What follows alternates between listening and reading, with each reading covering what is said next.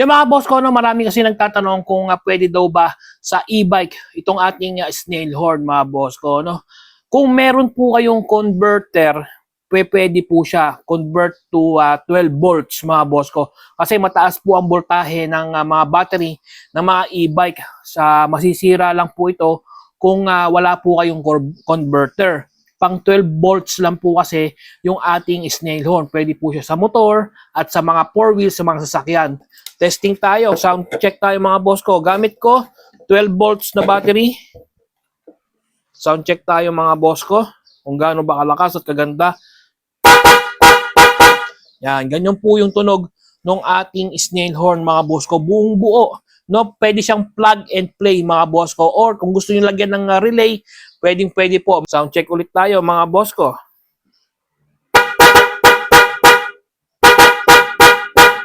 Yon mga boss ko. Sa lahat po ng gusto mag-checkout niyan, nandiyan po yan sa ating yellow basket. I-click nyo lang po yung yellow basket para maka-order kayo.